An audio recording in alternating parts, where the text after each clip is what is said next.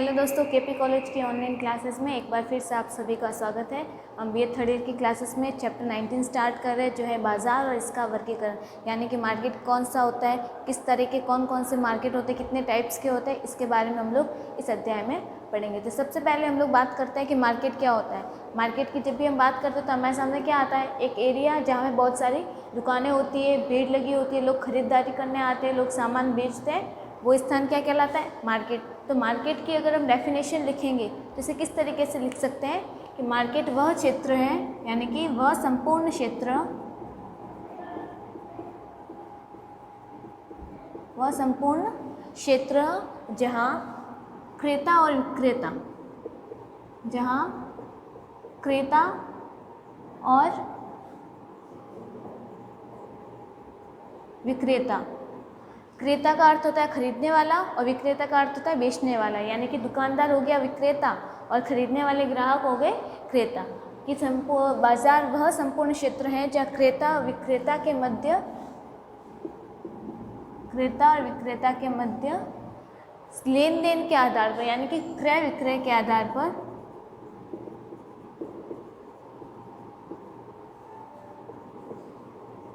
क्रय विक्रय के आधार पर संबंध स्थापित किया जाता है। संबंध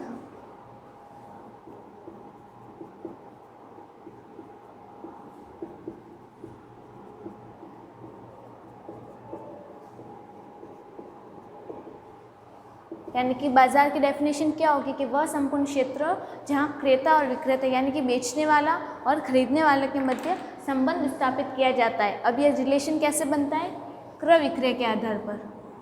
क्रय विक्रय का अर्थ होता है, क्रय का मतलब खरीदना, विक्रय का मतलब बेचना। विक्रय कौन कर रहा है, विक्रेता। विक्रेता यानी दुकानदार जो सामान बेच रहा है, और क्रेता मतलब खरीदने वाला, क्रय यानी कि कोई भी जो वस्तु खरीद रहा है। तो यानी कि वह क्षेत्र जहाँ पे दुकानदार और ग्राहक एक दूसरे से सामान का लेन देन करते हैं, वह क्षेत्र कहलाता है बाजार। अब बाजार किस किस तरीके के हो सकते हैं, यानी कि बाजार की विशेषताएं कैसी होती है, बाजार को किस तरीके का होना चाहिए। तो जब भी बाजार की बात आएगी तो हमारे माइंड में एक बात तो आनी चाहिए, बाजार कब बनेगा। इसकी डेफिनेशन में एक शब्द आया है, क्रेता और विक्रेता। तो बाजार होने के लिए किसका होना आवश्यक है, सबसे पहले क्रेता और विक्रेता का होना आवश्यक है। यानी कि अगर बाजार के महत्व की बात करें तो बाजार के लिए सबसे पहले क्रेता और विक्रेता, यानी कि जब दुकानदार और ग्राहक का होना बहुत आवश्यक होता है।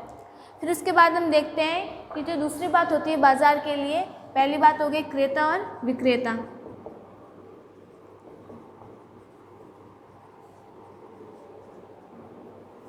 और जो सेकंड मोस्ट इम्पॉर्टेंट थिंग होती है वो है एक ही मूल्य का होना।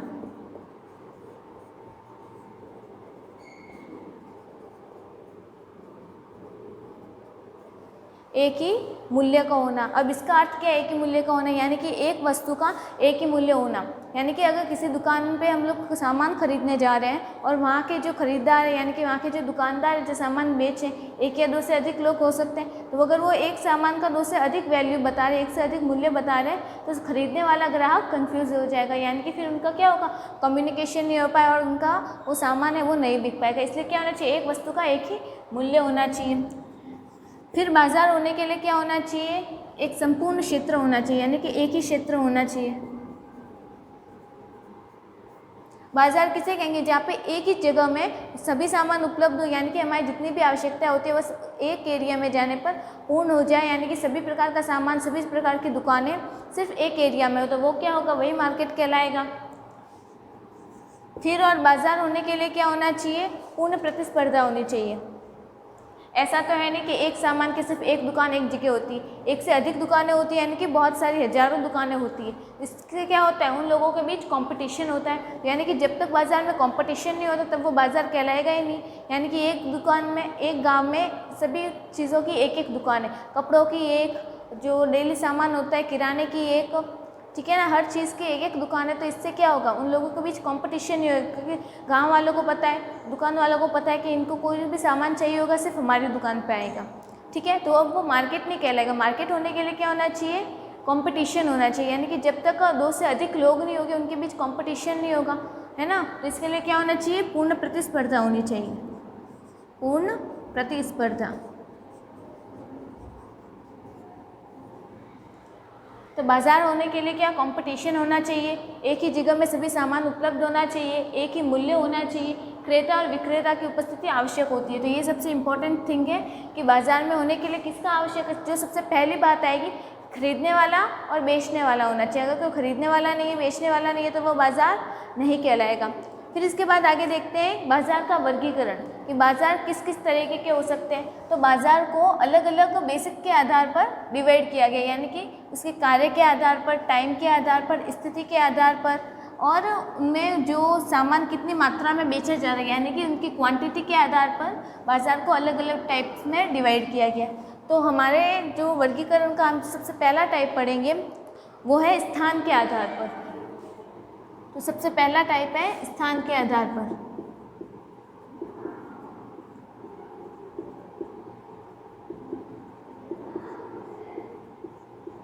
यानी कि एरिया के आधार पर बाजार कितने टाइप के हो सकते हैं। तो इस आधार पर बाजार है 4 टाइप के होते हैं। जो सबसे पहला टाइप है जो स्थानीय बाजार होता है, यानी कि जो लोकल मार्केट होता है किसी भी जगह का, वो। तो सबसे पहला टाइप है स्थानीय बाजार।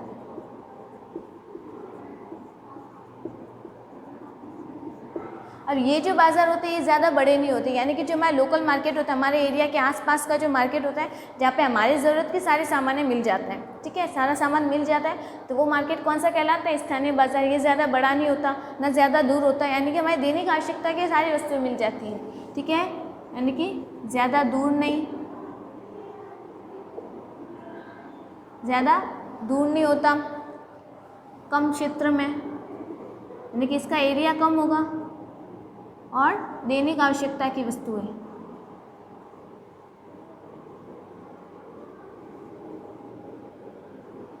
दैनिक आवश्यकता का सामान उपलब्ध। यानी कि इस प्रकार के मार्केट का एरिया कम होता है, ज़्यादा दूर नहीं होता, हमारा जो दैनिक आवश्यकता की जितनी भी वस्तुएं होती हैं वो मिल जाती है। जैसे दूध, न्यूज़पेपर, फल, सब्जी, ये हमें दैनिक आवश्यकता की चीज़ें, ये हमें रोज़ चाहिए होती है, ये सारा सामान आसानी से मिल जाता है, तो वो मार्केट होगा स्थानीय बाजार। फिर उसके बाद जो दूसरा टाइप है वो है, इससे आगे जाएंगे मार्केट बढ़ जाता है, मार्केट बढ़ने के बाद फिर वो कहलाएगा प्रांतीय मार्केट, यानी कि प्रांतीय बाजार। प्रांतीय बाजार, प्रांत नाम किसके लिए आता है, राज्य के लिए। तो ये मार्केट किस में होता है, यानी कि वो बाजार जहाँ पे जिस राज्य में हम लोग रह रहे हैं उस राज्य का जो पारंपरिक पोशाकें वगैरह होती है, जो भी पारंपरिक सामान वगैरह होता है, जो सिर्फ उसी राज्य में यूज़ आ सके, किसी और राज्य के लिए, वहाँ के लोगों के लिए वो यूज़ में ना आए, वो मार्केट क्या कहलाता है, प्रांतीय बाजार। यानी कि राज्य का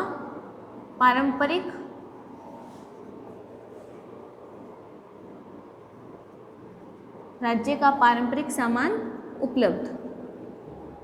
अब राज्य, किसी राज्य का जो ट्रेडिशनल है सामान है वो तो सिर्फ उसी राज्य में यूज़ आएगा, किसी और राज्य के लोगों के लिए यूज़ नहीं आएगा, तो वो सामान की जो है वो खरीदारी वगैरह, जो सामान लोग दूसरे राज्यों में नहीं खरीदेंगे, तो वो सामान सिर्फ उसी राज्य में खरीदा जाएगा, तो वो मार्केट कहलाता है प्रांतीय बाजार। फिर तीसरा टाइप है राष्ट्रीय।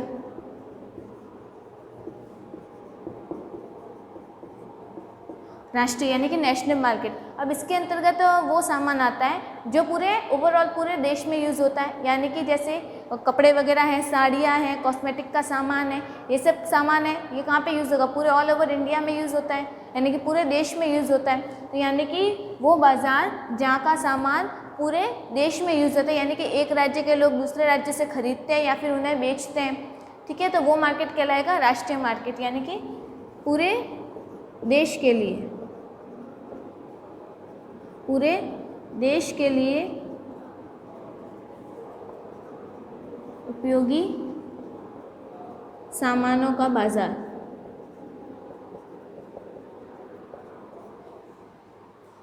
फिर इसके बाद है जो अगला टाइप है अंतर्राष्ट्रीय बाजार।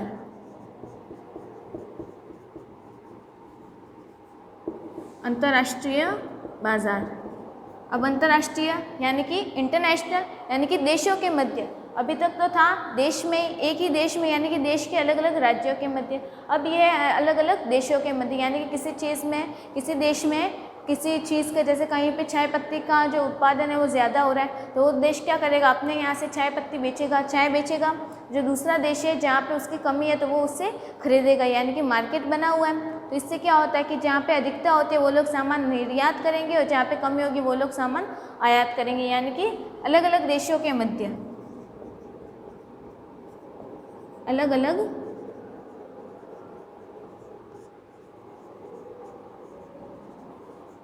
देशों के मध्य।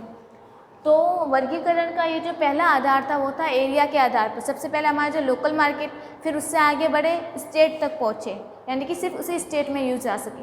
फिर उसके बाद आगे बढ़े अलग अलग स्टेट के मध्य, यानी कि अलग अलग राज्यों के मध्य। फिर उसके बाद है एक ही देश में अलग अलग देशों के मध्य होने लगा।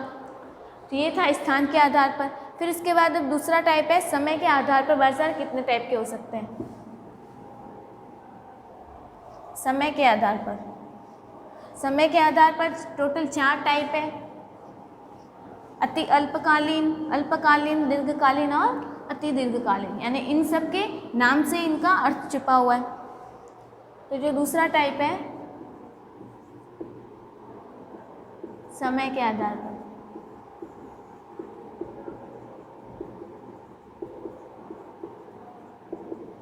और समय के आधार में पहला टाइप है अति अल्पकालीन।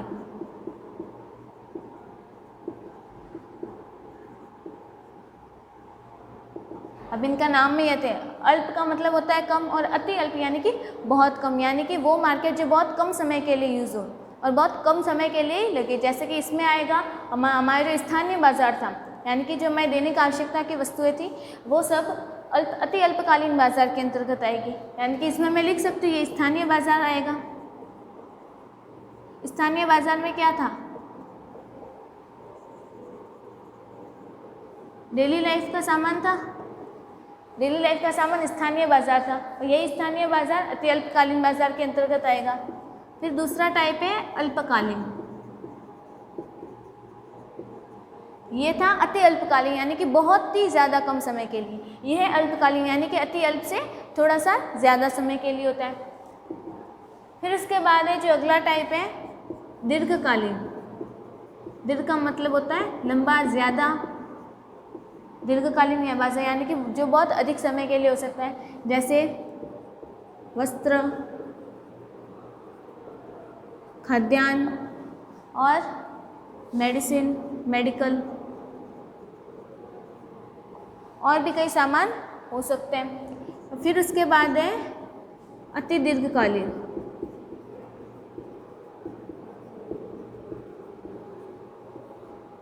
अति दीर्घकालीन यानी कि बहुत ही अधिक समय के लिए, यानी कि जितने भी हमारे व्हीकल्स वगैरह होते हैं, जो बड़ी बड़ी फैक्ट्रियाँ होती है, फैक्ट्रियाँ, कार, बस, बाइक्स, ये सब आएंगे अति दीर्घकालीन बाजार के अंतर्गत, यानी कि इनका यूज बहुत लंबे समय तक होता है। फिर उसके बाद देखते हैं कि वर्गीकरण का जो अगला आधार है ये स्थान के आधार पर और समय के आधार पर हो गया। फिर उसके बाद वर्गीकरण का अगला आधार कहलाएगा क्वांटिटी के आधार पर, यानी कि मात्रा के आधार पर। और मात्रा के आधार पर सिर्फ एक ही टाइप है, वो है थोक बाजार। थोक मार्केट नाम सुना है? बिल्कुल सुना होगा।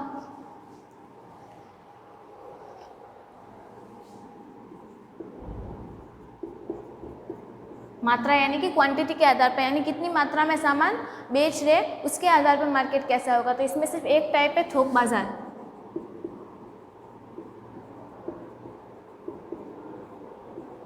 थोक बाजार नाम सुना है ना? जैसे मुंबई में वगैरह जो बड़ी बड़ी सिटीज़ होती है, अहमदाबाद, सूरत, वहाँ पे क्या होता है, थोक में सामान मिलता है, यानी कि होलसेल में सामान खरीदा जाता है। ठीक है, तो वो बाज़ार कौन सा होगा? थोक बाज़ार। यानी कि वहाँ पे क्या होता है, बहुत कम दाम में,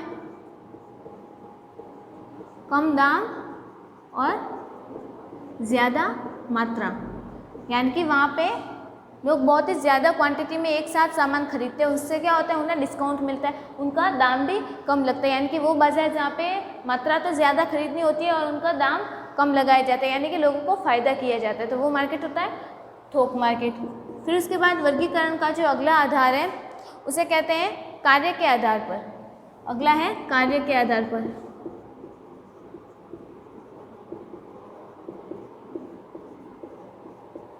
कार्य के आधार पर।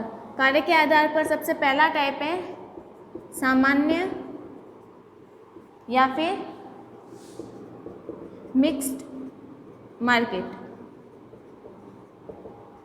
सामान्य या मिक्स्ड मार्केट। अब इसके अंतर्गत वो मार्केट आता है जहाँ पे हमारे दैनिक जीवन का जितना भी सामान होता है सब एक जगह मिलता है। जैसे मॉल वगैरह होते हैं, सब सामान एक ही जगह मिलेगा, तो वो मार्केट क्या कहलाता है? मिक्स्ड। यानी मिक्स्ड यानी सब साथ में, यानी वो मार्केट जहाँ पे सब सामान एक साथ उपलब्ध हो जाता है। फिर दूसरा टाइप है विशिष्ट मार्केट, यानी कि विशिष्ट बाजार। विशिष्ट या स्पेशल मार्केट। स्पेशल मार्केट इसका बिल्कुल अपोजिट हो जाएगा, यानी कि वो मार्केट अलग अलग मार्केट होंगे इसमें, यानी कि एक चीज़ का एक ही मार्केट होगा। जैसे सब्जी मंडी होती है, वहाँ पे सिर्फ सब्जियाँ होंगी, इसके अलावा और कुछ नहीं मिलेगा। जैसे ऊन मंडी वगैरह होती है, मुंबई में वगैरह मच्छी मंडी होती है, मच्छी मार्केट वगैरह होता है, यानी कि वो क्या एक स्पेशल मार्केट, यानी स्पेशलाइज है वहाँ पे सिर्फ वही एक सामान मिलता है। वो क्या हो गया? विशिष्ट मार्केट। यानी कि सिर्फ एक ही वस्तु के लिए स्पेशल मार्केट जो होता है वो आएगा विशिष्ट या स्पेशल मार्केट के अंतर्गत। फिर उसके बाद जो तीसरा टाइप है नमूनों के द्वारा बिक्री, यानी कि बाय सैम्पलिंग।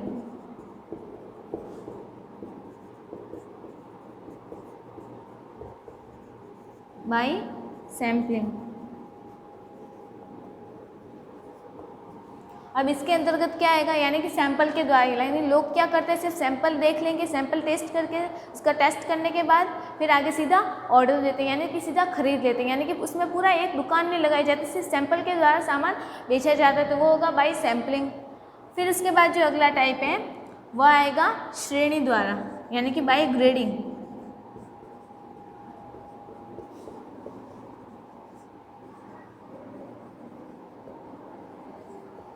अब बाई ग्रेडिंग का अर्थ क्या है? यानी कि लोग क्या करते हैं, कुछ लोग सिर्फ पर्टिकुलर ब्रांड का यूज़ करते हैं, जैसे गुच्ची वगैरह है ना, गुच्ची हो गया। अगर हम सामान की बात करें तो लोग सिर्फ IAS मार्क वाला सामान लेते हैं, FSSAI वाला भी लेते हैं, यही होता है ना। इसमें क्या होता है कि लोग सिर्फ ग्रेडिंग देते हैं, यानी कि कौन सा सामान ज़्यादा अच्छी ग्रेडिंग का है, कौन सा पॉपुलर है, वही सामान देके अगर लोग सामान खरीदे तो वो मार्केट क्या कहलाएगा? बाय ग्रेडिंग द्वारा मार्केट। यानी कि वहाँ पे सिर्फ एक स्पेशल कंपनी द्वारा या जो स्पेशल ग्रेड में अच्छे होते हैं उनका सामान बेचा जाता है। तो ये था कार्य के आधार पर। कार्य के आधार पर 4 टाइप के थे, मिक्स्ड, स्पेशल, फिर बाय सैम्पलिंग और बाय ग्रेडिंग। फिर उसके बाद है प्रतियोगिता के आधार पर। अगला टाइप है प्रतियोगिता के आधार पर। स्थान के आधार पर हो गया, समय के आधार पर हो गया, कार्य के आधार पर और मात्रा के आधार पर। फिर जो अगला 5वां टाइप है, 5वां आधार है वर्गीकरण का, वो आएगा प्रतियोगिता, यानी कि on the basis of competition.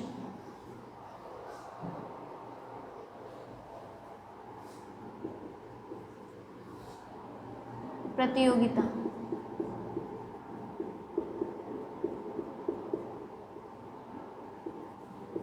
प्रतियोगिता के आधार पर। अब प्रतियोगिता का आधार यानी कि कंपटीशन, तो हमने जब मार्केट की परिभाषा देखी थी तो उसमें हमारा एक वर्ड आया था, यानी कि उसकी जब विशेषता देख रहे थे तो उसमें आया था कंपटीशन, यानी कि पूर्ण प्रतिस्पर्धा होनी चाहिए। यानी कि मार्केट की डेफिनेशन में कंपटीशन होना ज़रूरी है, यानी कि मार्केट तभी सफल होगा जब उसमें कंपटीशन होगा। इस बेसिस पर 3 टाइप के वर्गीकरण किए गए हैं, पूर्ण, अपूर्ण और एकाधिकार। तो सबसे पहला है पूर्ण प्रतियोगिता। पूर्ण प्रतियोगिता। अब पूर्ण प्रतियोगिता का वाला बाजार कौन सा होता है? जब हम किसी बाजार में वस्तु के अनेक क्रेता विक्रेता होने बाजार की पूर्ण जानकारी हो, उसमें वस्तुओं को खरीदने और बेचने के लिए प्रतिस्पर्धा हो, तो वो क्या कहलाएगा? पूर्ण प्रतियोगी बाजार। यानी कि वो बाजार जहाँ पे क्या हो, विक्रेता का अर्थ क्या बताया था? बेचने वाला। क्रेता का अर्थ खरीदने वाला। विक्रेता क्या करेगा? वस्तु का विक्रय। क्रेता करेगी क्रय। क्रय का अर्थ होता है खरीदना, इसका अर्थ आ गया बेचना। जब इस खरीदने वाले बेचने वाले को अपने बाजार और अपने वस्तु का पूर्ण ज्ञान है,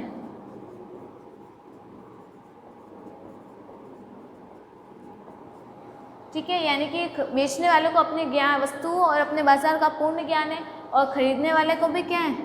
पूर्ण ज्ञान है।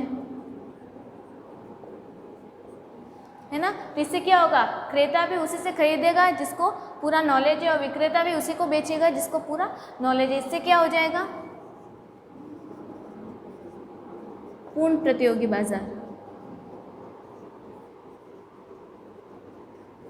यानी कि पूर्ण प्रतियोगी बाजार वह होता है जहाँ पे खरीदने वाला और बेचने वाले के मध्य टोटल कंपटीशन हो, दोनों को उनका संपूर्ण ज्ञान हो, तो वह बाजार कहलाएगा पूर्ण प्रतियोगी बाजार। वहाँ पे क्या होगी, एक ही सामान के एक से अधिक विक्रेता होंगे।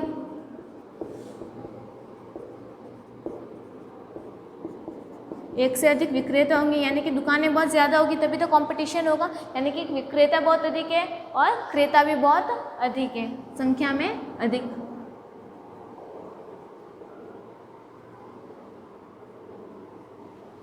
ये बाजार आएगा पूर्ण प्रतियोगिता के आधार पर। फिर इसके बाद जो दूसरा है अपूर्ण